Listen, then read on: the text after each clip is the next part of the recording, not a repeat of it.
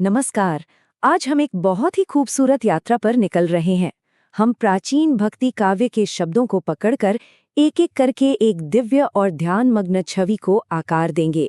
तो चलिए इस शब्दों से उकेरी गई मूर्ति को, इस स्वरूप को और गहराई से जानते हैं। तो शुरुआत होती है इस शक्तिशाली मंगलाचरण से। जय जय श्री जगरक्षका। इसका मतलब है विश्व के रक्षक की जय हो।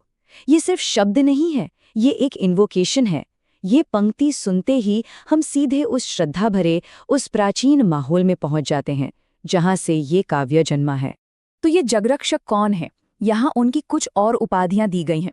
उन्हें कहा गया है जगत का रक्षक, भक्तों का पालक, मतलब जो अपने भक्तों का हमेशा ध्यान रखते हैं। कलिमल नाशक, यानी जो इस युग की, कलयुग की सारी अशुद्धियों को, सारी बुराइयों को खत्म कर देते हैं। और आखिर में अनादि सिद्ध और जगत गुरु, मतलब वो जो हमेशा से हैं, शाश्वत हैं और जो पूरे जगत के गुरु हैं। तो ये तो हुई उनकी उपाधियां जो उनके काम को बताती हैं, पर उनका स्वरूप कैसा है? अब हम उनके उस दिव्य स्वरूप को समझने की कोशिश करेंगे। और ये कोशिश ही है क्योंकि काव्य खुद कहता है कि उनका तेज, उनकी आभा, उसे शब्दों में बांधना लगभग नामुमकिन है। तो सबसे पहले जो तस्वीर उभरती है वो है मेघवर्ण स्वरूप की। मेघवर्ण यानी बादलों जैसा रंग। सोचिए, ये सिर्फ एक रंग की बात नहीं हो रही है, ये उस शांति की, उस स्थिरता की बात है जो बादलों को देखकर महसूस होती है।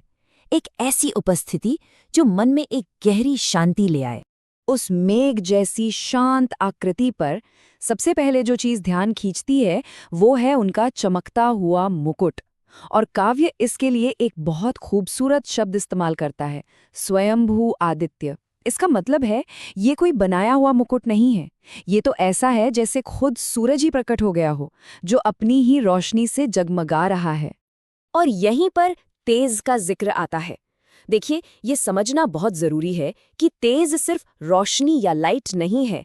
ये एक दिव्य आभा है, एक आध्यात्मिक चमक, एक ऐसी एनर्जी जिसे महसूस किया जा सकता है, पर उसे शब्दों में समझाया नहीं जा सकता। इसीलिए तो काव्य में लिखा है, तेज वर्णिले न जाए, कि इसका वर्णन हो ही नहीं सकता। चलिए अब उस पूरी आकृति से थोड़ा और करीब चलते हैं और उनके शांत, ध्यानमग्न चेहरे के एक एक हिस्से को देखते हैं। चेहरे पर सबसे पहले नजर जाती है उनके विशाल भाल पर, यानी चौड़े मस्तक पर। हमारी परंपरा में चौड़ा माथा हमेशा से ज्ञान का, एक विशाल सोच का और बुद्धिमत्ता का प्रतीक रहा है। और फिर उनकी आंखें, आकर्ण नयन, मतलब ऐसे नयन जो कानों तक खिंचे हुए हैं, जैसे कमल की पंखुड़ियां हों। भारतीय मूर्तिकला में इसे दिव्य सौंदर्य की निशानी माना जाता है। ये सिर्फ खूबसूरती नहीं, बल्कि एक गहरी आध्यात्मिक दृष्टि और करुणा का भी प्रतीक है। उनके चेहरे पर एक बहुत ही प्यारी, भीनी भीनी सी मुस्कान है, जिसे सुहास्य वदन कहा गया है। ये मुस्कान उनकी कृपा को, उनके अंदर की शांति को दिखाती है। इसे देखकर ऐसा लगता है जैसे वो सबको अपनी ओर बुला रहे हों, सबका स्वागत कर रहे हों। और उस मुस्कान में एक और खूबसूरत डिटेल है। काव्य कहता है दंतपंक्ति कुंद कड़िया समान। इसका मतलब है उनके दांतों की पंक्ति चमेली की कलियों जैसी है। सोचिए कितनी शुद्धता, कितनी पवित्रता है इस कल्पना में। चेहरे के बाद अब बात करते हैं उनके दिव्य आभूषणों की। पर ये सिर्फ गहने नहीं है, ये तो उनके उसी तेज का, उसी दिव्य प्रकाश का एक हिस्सा है जो उनके स्वरूप को और भी ज्यादा चमकदार बना देते हैं। और इनकी चमक कैसी है? काव्य में एक पंक्ति है जो सब कुछ बयां कर देती है कि ये आभूषण करोड़ों सूर्यों का तेज हर लेते हैं।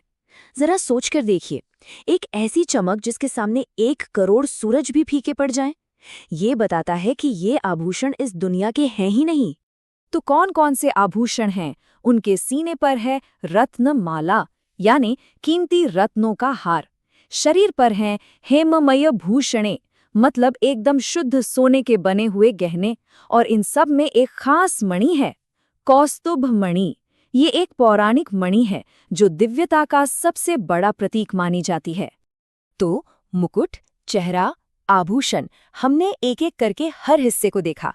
अब इन सबको एक साथ जोड़कर देखते हैं कि वो पूरी तस्वीर कैसी दिखती है। तो ये है वो संपूर्ण दर्शन, एक शांत बादलों जैसे रंग का स्वरूप, सिर पर सूरज की तरह चमकता मुकुट, शरीर पर दिव्य रत्न और सोने के आभूषण, और उस मुस्कुराते हुए करुणा से भरे चेहरे से एक ऐसा दिव्य प्रकाश निकल रहा है जिसे शब्दों में बयान नहीं किया जा सकता। बस एक पल के लिए इस छवि को अपने मन में उतरने दें।